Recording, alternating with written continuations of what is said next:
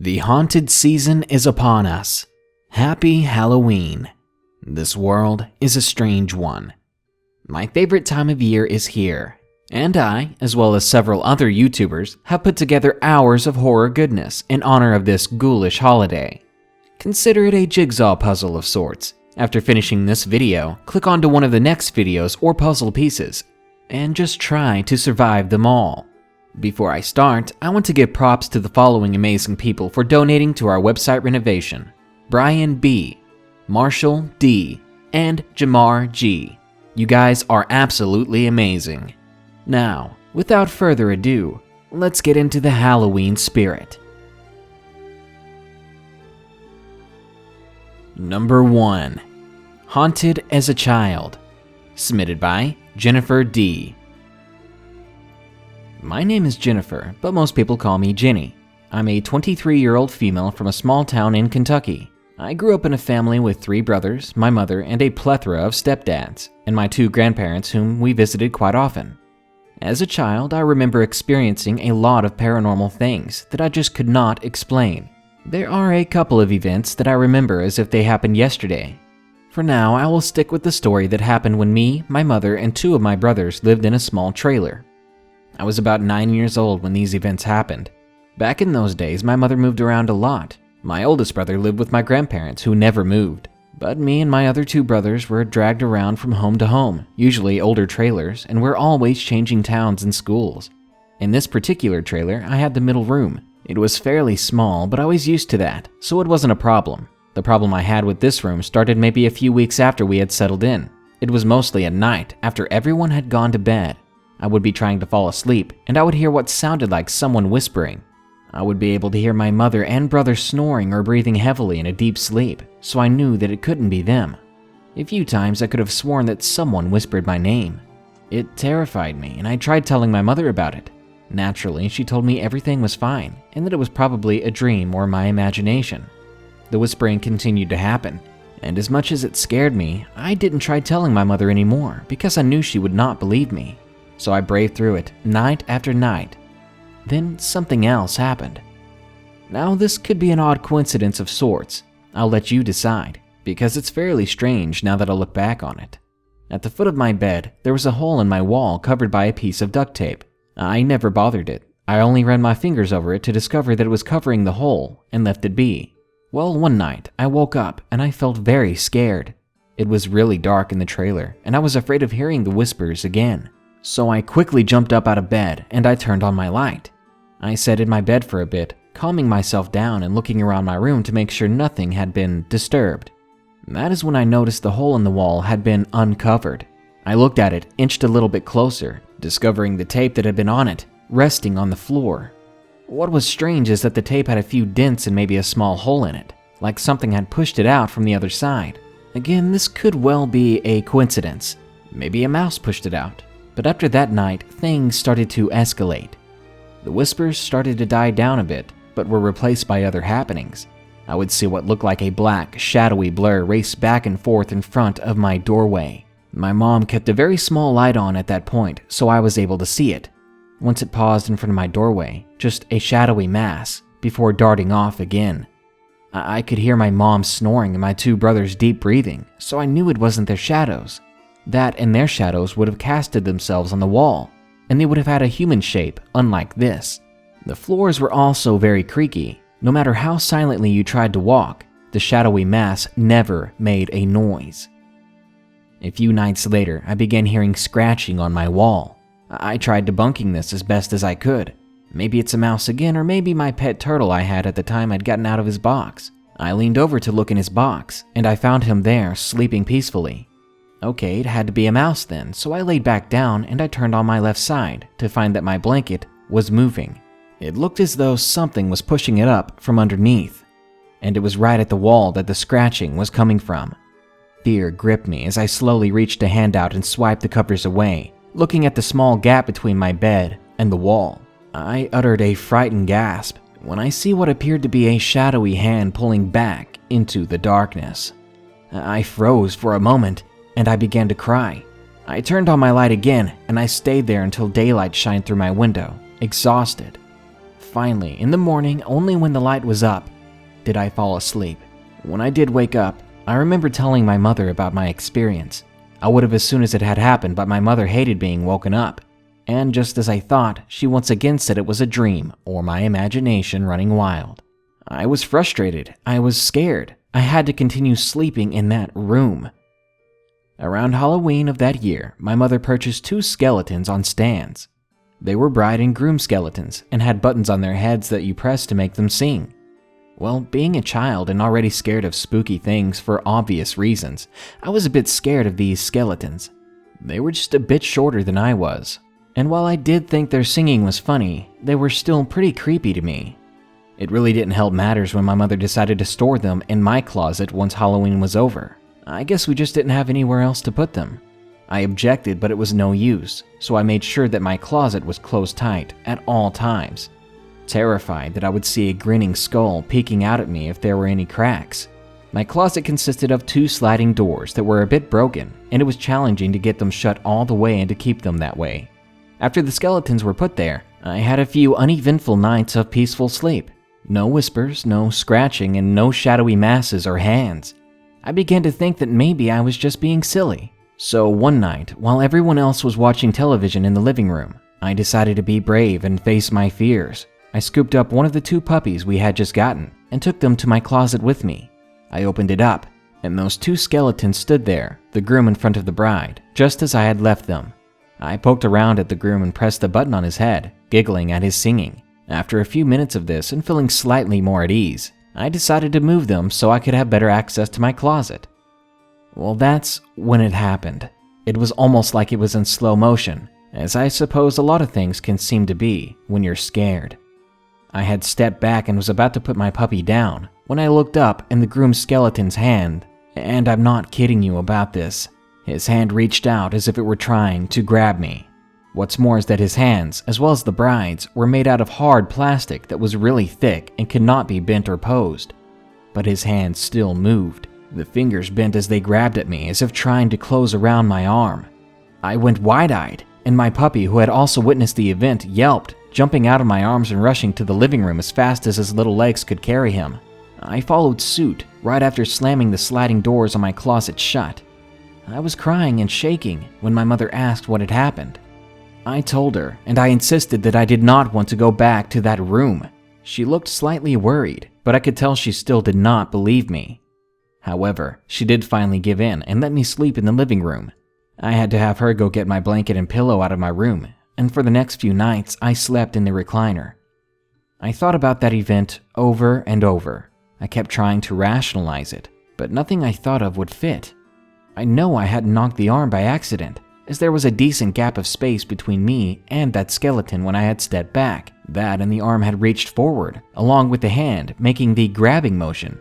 That would never have been possible with me simply bumping against it.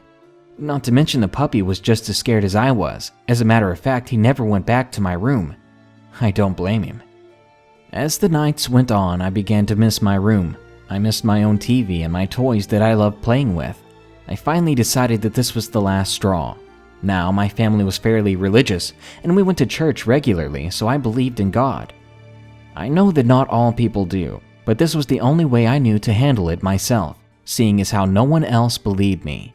Even my grandfather had laughed at me. So I took every Bible I had and I placed them in various parts of my room, under my bed, next to my bed, at the foot of my bed, on my dresser, under my pillow, everywhere.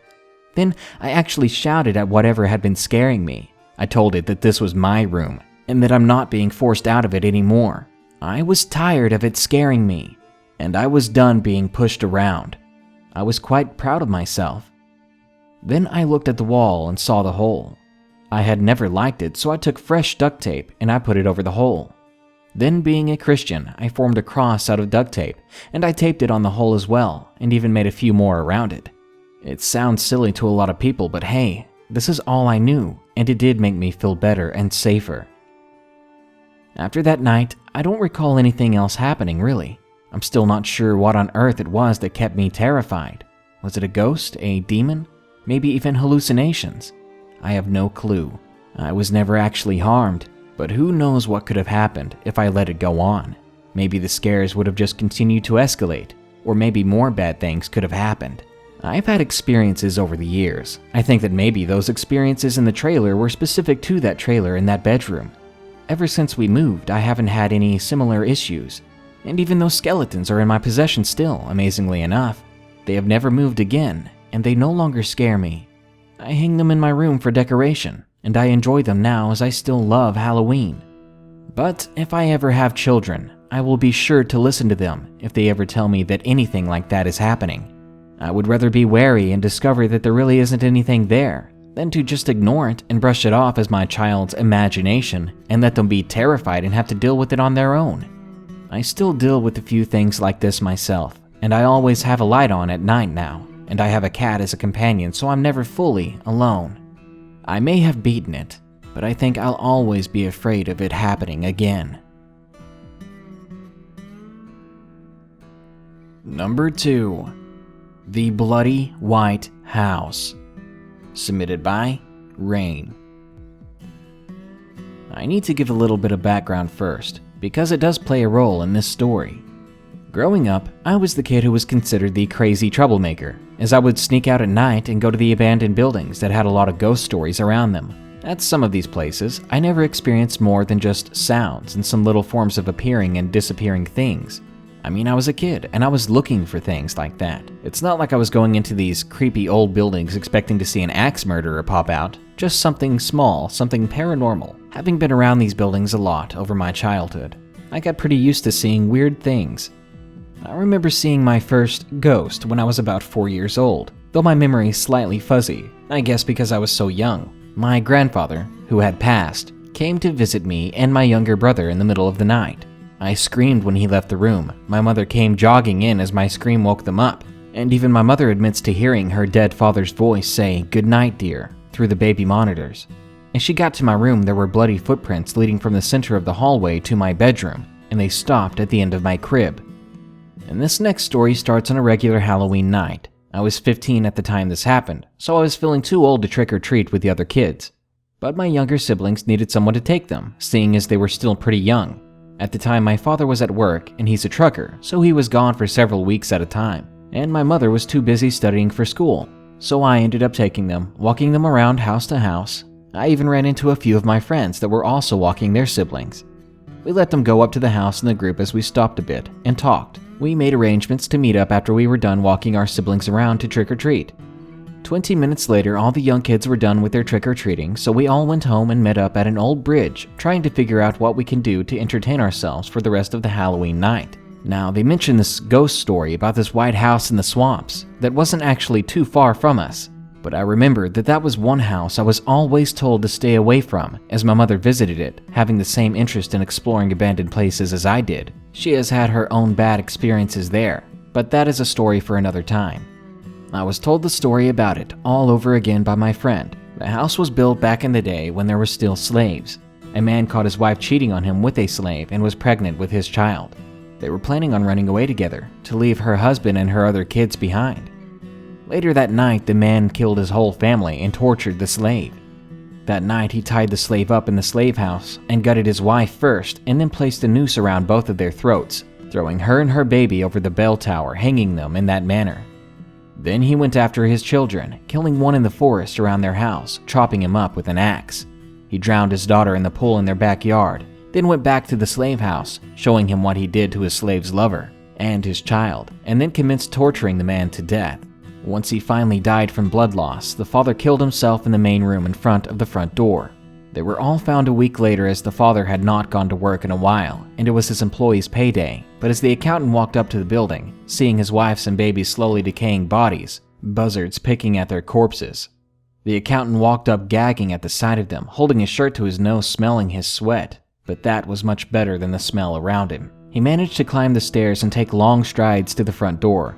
The smell was stronger than before. He clutched his nose even tighter, so much so that his knuckles turned white. He banged on the door, hard, mentally begging someone to answer so he could escape this horrid smell. He banged 3 times, pulling his hand up for the 4th time. He hit it once, and it opened to reveal a swarm of flies around the father's body. He looked up, and as a flood of the smell of rotting flesh slammed into him, he vomited and ran away, going towards town, wanting to get away from this horror. That is where the story ended. But I knew better. I knew that the story did not end there.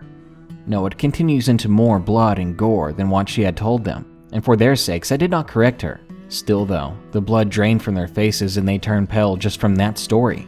So I didn't want to sicken them any further from the rest of the story. But for you listening, I'll make an exception, because from what I've heard, the man did not kill himself. The townspeople somehow found out about what he had done. Someone had found him bathing in the blood of those he had killed, so they tied him to a pole and burned him at it, just like a witch.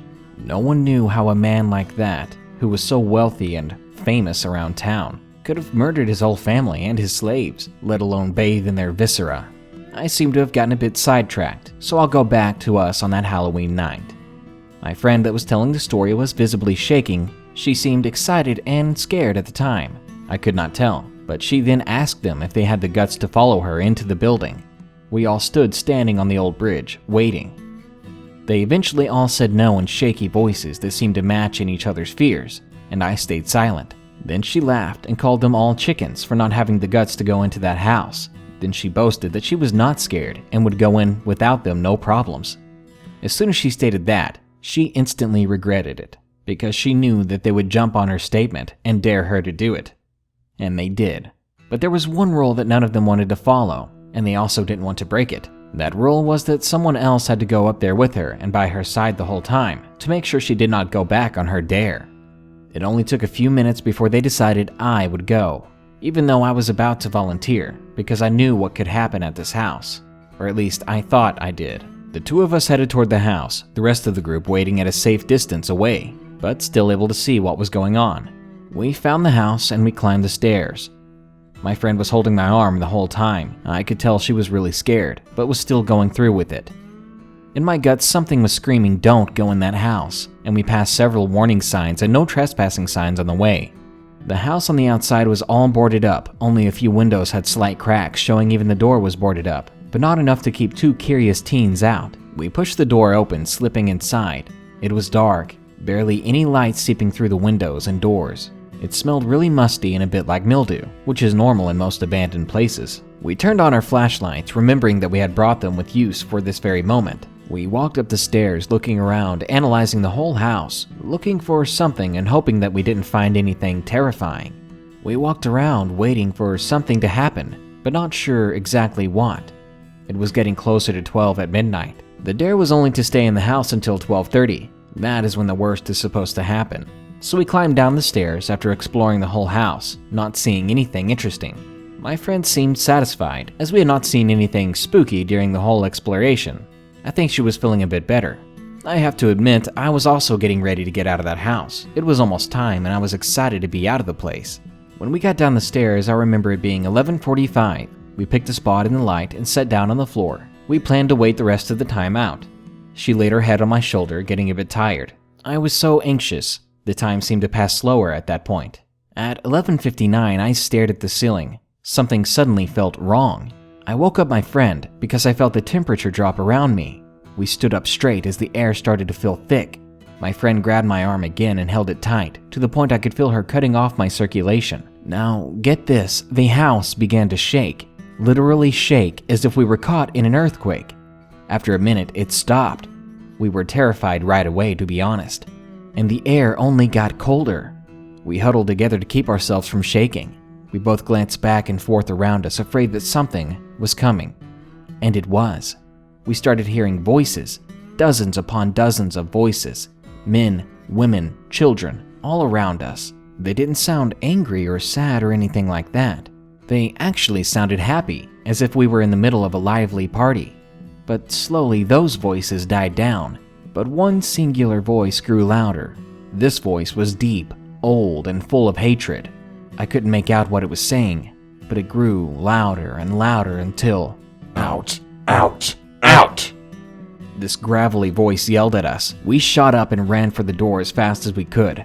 I ran too fast. I ended up tripping over a board, falling hard and weird on my leg, but I quickly picked myself back up and ran as fast as I could, limping all the way.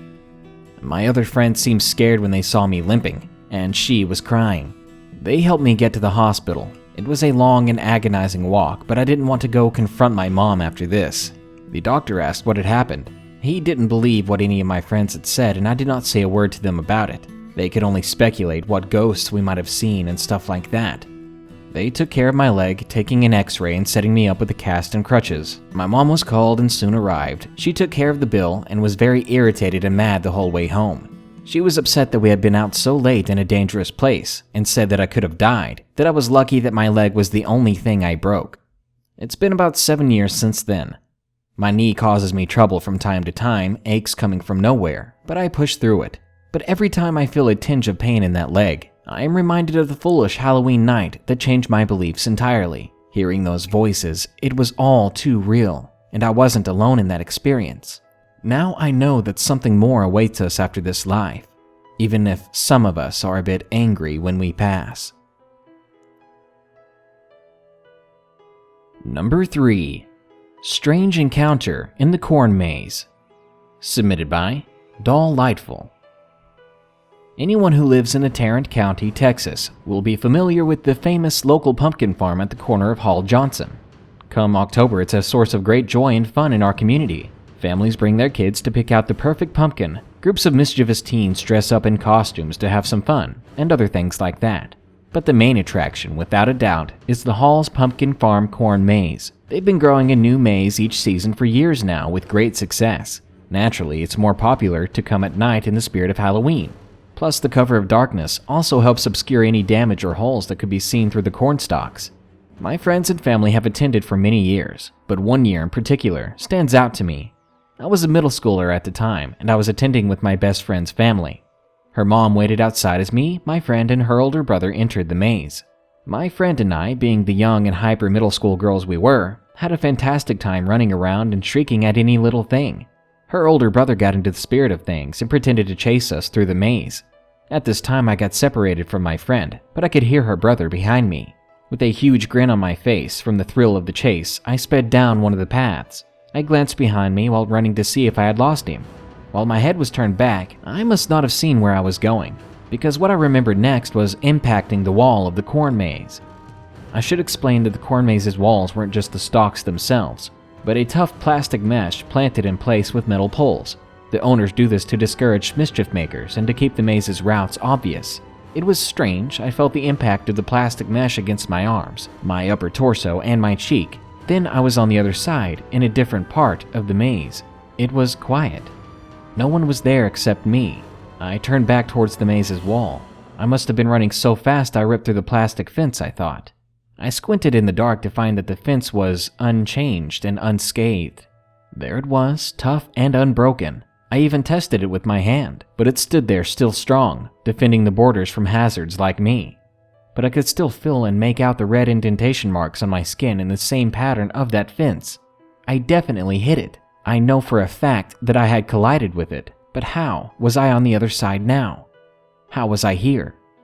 I stood there for a while trying to make sense of how I seemingly transported through the barrier, but I couldn't find an answer.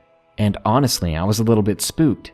I was still intrigued by my strange experience, and I began working my way through the maze to find my friends.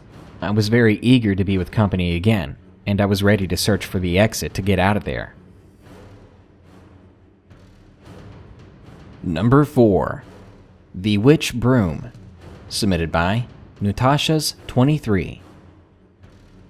When I was about 4 or 5 years old, my grandma used to have an antique shop, which my mother helped run. It was a cold and dark September day when my mom, grandma, sister, and myself went to a yard sale to help my grandma find new stuff for her shop. Among the items, my mom found something she thought she could use for when we could decorate her house for Halloween. It was a small broom decorated with Halloween colors, black and orange. It also had the creepiest ornament in the middle of the handle. It depicted an ugly old witch with a witch's hat on it. I remember I was so scared to even go near it, so you can imagine how afraid I was when my mom bought it. On another day, Sunday to be exact, my grandma asked my mom to run an errand. My grandma was in the store, along with my then 20-year-old sister who began teasing me with the witch broom. "She's going to get you and eat you up, Chanel," she said tauntingly. "Mama, make Keisha stop. She's being mean to me," I cried. Now, there were already incidents where my sister teased me with it before with the broom while I was in the car. This annoyed my mother to the point that she got out of the car, opened the trunk, and took the broom out of my sister's hand. She threw it out of the car and slammed the trunk door. "Wipe your tears away, baby. Mommy made everything better," she said in a calm voice. When my grandma came out of the shop, it got dark very quickly and there was lightning outside.